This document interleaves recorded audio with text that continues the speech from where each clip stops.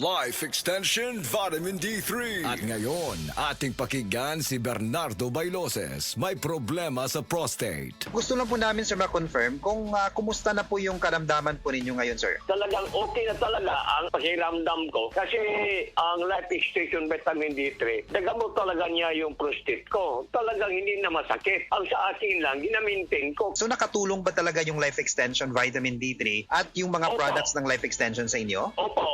Pakiramdam ko sa pag-inom ko ng Life Extension Vitamin D3, talagang bumababa yung blood sugar ko. Malaking tulong sa akin itong Life Extension Vitamin D3. Nakatulong talaga. Hindi na sumasakit. 100% to. First name po ninyo? Bernardo Bailoses. Life Extension Vitamin D3 for longer life.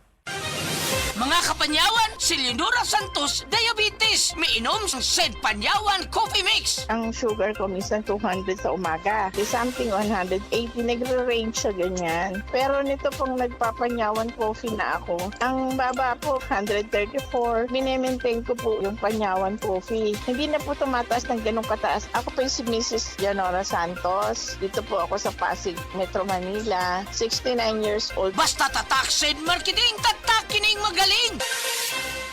DTX 500 ang tubag kontra sa sakit nga diabetes. DTX 500 epektibo sa pagpabubo sa blood sugar level. DTX 500 imo sa desugared sugarcane extract ang anti-diabetic property gikan sa palaya. DTX 500 garantisado highly recommended sa mga eksperto. Mapalit sa pinakaduol nga botiga sa iyong lugar. DTX 500. Ako si Rochelle. Ang akong bugas-bugas miabot na sa akong likod. Painom sa akong mama DTX 500. Duha lang ka kapsula. Sulod sa tulo ka semana. Nawala jud dayon ang akong bugas-bugas. The best jud og epektibo ang DTX 500. DTX 500 mapalit sa mga botika.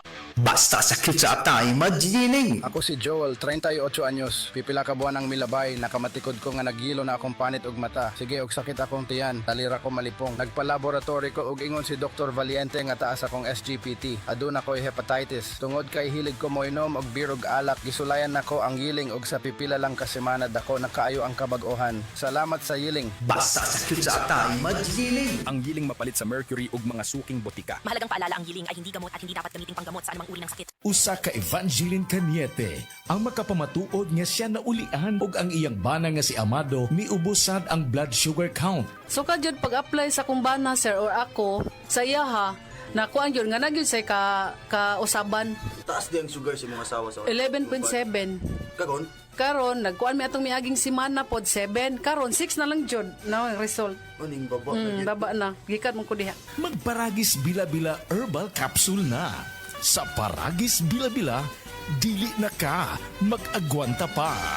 Dahil sa sapat na kapital at makabagong makinarya, mas produktibo na ang bukirin ko. Nakapagpundar na rin ako ng bahay, nakapagpag-graduate pa ako ng doktor at engineer. Gaya ni Ginoong Jodani Cara, 2024 Land Bank Ulirang Magsasaka Awardee. Kaya mo ring pagyamanin ang iyong agribusiness sa tulong ng Land Bank AgriSenso Plus. Ang Land Bank AgriSenso Plus ay programang pautang ng Land Bank para sa mga magsasaka, mangingisda, SMEs at korporasyong nakapokus sa agrikultura. Land Bank AgriSenso Plus, kaagapay sa pag-asenso. For more details, visit the Land Bank Lending Center near you or call 02-8405-700. Your future, powered by Land Bank. Land Bank is regulated by the Bangko Sentral ng Pilipinas and a member of PDIC and BancNet.